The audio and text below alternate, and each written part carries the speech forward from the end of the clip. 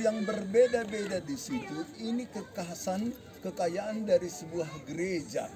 Berarti di dalam gereja itu semakin banyak orang yang berbeda-beda, ya tentu semakin banyak ide, pandangan, penilaian kepada gereja itu sendiri.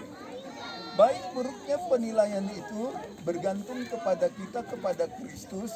Bagaimana kita membedakan sebuah pembedaan seperti dalam komsel minggu yang lalu, semalam di komsel sektor kita masing-masing membahas tentang pembedaan.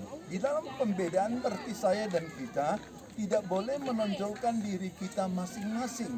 Di dalam pembedaan tentu ada perbedaan pendapat, perbedaan tentang konsep, tentang ini, tentang itu, tentang memutuskan segala sesuatu. Apapun yang terjadi dalam pembedaan itu, ya kita harus bisa menerima pembedaan itu secara positif. Nah, Bapak Ibu yang kami kasihi, salah satu penyebab keretakan sebuah persekutuan gereja atau perkumpulan P2Mi dikarenakan banyaknya pengkotak-kotakan, ya. Dikarenakan banyaknya pengkotak-kotakan atau golongan-golongan yang membedakan satu dengan yang lain. Di dalam 1 Korintus 3 ayat 4, Paulus berkata kepada jemaat Korintus lewat suratnya, karena jika seorang berkata, aku dari golongan Paulus, dan yang lain berkata, aku dari golongan Apolos, hal ini juga dapat membuat sebuah gereja atau persekutuan sulit untuk bertumbuh dan berkembang. Mengapa Bapak Ibu, Bapak P2Mi? Karena di sana banyak sekali pembedaan.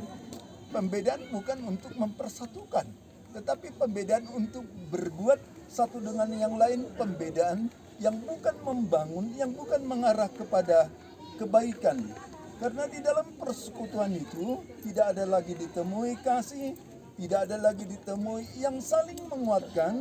Persekutuan itu satu dengan yang lainnya, sehingga sifat tentang karakter menghormati, menghargai sudah tidak ada lagi dijumpai dalam persekutuan tersebut, terkhusus gereja Korintus.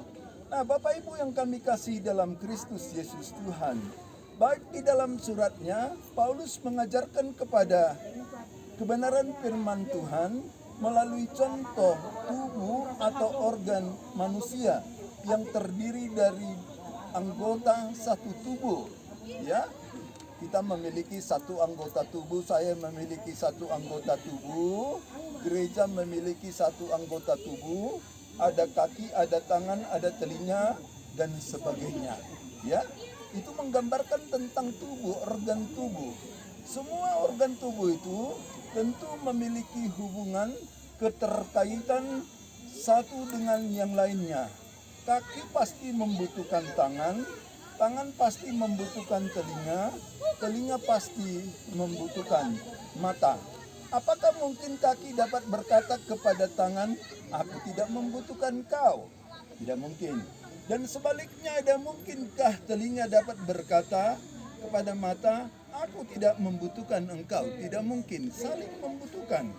Maka lewat pengajaran ini Paulus berkata, andai kata tubuh seluruhnya adalah mata, di manakah pendengaran? Tidak ada. Tidak mungkin terjadi. Seluruh organ tubuhku, organ tubuh kita, gereja, mata. Tidak mungkin. Ada mata, ada tangan, ada kepala, ada lain sebagainya. Andai kata seluruhnya tubuh itu telinga, di manakah penciuman? Tidak mungkin. Karena Tuhan sudah menciptakan di dalam organ tubuh kita masing-masing, organ tubuh yang satu berbeda, tetapi memiliki hubungan, memiliki fungsi masing-masing.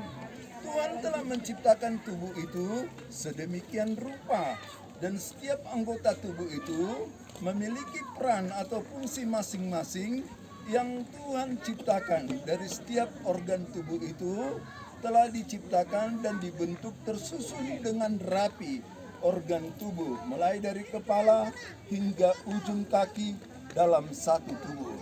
Dalam satu tubuh tidak ada lagi orang Yahudi dan orang Yunani, dan tidak ada lagi budak. Semua orang telah dipanggil dan diselamatkan dalam satu tubuh, satu baptisan di dalam Kristus Yesus Tuhan, untuk mengasihi dan menghormati di dalam kasih Kristus. Dalam suratnya, Paulus lewat pengajarannya mau mensetarakan kedudukan dan panggilan semua jemaat Kristus di hadapan Tuhan. Sama statusnya, sama kedudukannya. Kamu semua adalah tubuh Kristus, dan dahulu kamu hidup di dalam kegelapan, dan sekarang kamu hidup di dalam terang Kristus.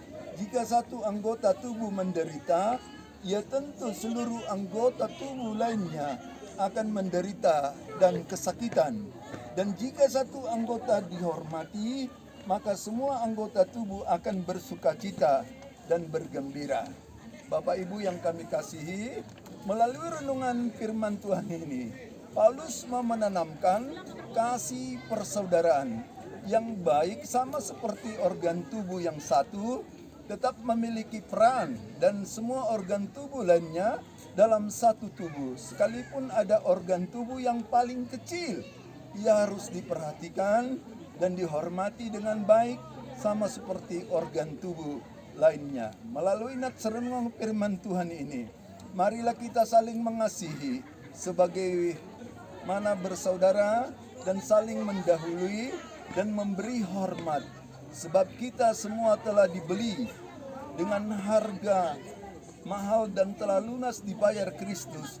Oleh karena itu marilah kita memuliakan Allah dengan kehidupan kita masing-masing. Tuhan Yesus memberkati. Sebagai kesimpulan dari nats ini, di dalam 1 Korintus 12 ayat 12 sampai 27, berarti di sini kita membahas tentang pentingnya kesatuan dan kerjasama di dalam tubuh Kristus, terkhusus di dalam persekutuan P2MI Mandala. Ayat 12 sampai 13 mengatakan bahwa kita semua adalah anggota tubuh Kristus yang telah dibaptis oleh Roh yang sama sehingga kita menjadi satu tubuh. Dalam suratnya, Paulus menggunakan analogi tubuh manusia untuk menjelaskan bagaimana kita harus bekerja sama sebagai anggota tubuh Kristus. Dia menyatakan bahwa setiap anggota tubuh memiliki fungsi yang berbeda-beda, tetapi semua anggota tubuh tersebut harus bekerja sama untuk mencapai tujuan yang sama. Nats ini juga menekankan pentingnya menghargai dan menghormati setiap anggota tubuh Kristus, tidak peduli sebesar apa atau sekecil apa peran kita. Ayat 22 dan 3 menyatakan bahwa anggota tubuh yang dianggap lemah sebenarnya sangat penting dan harus diberikan perhatian yang lebih khusus.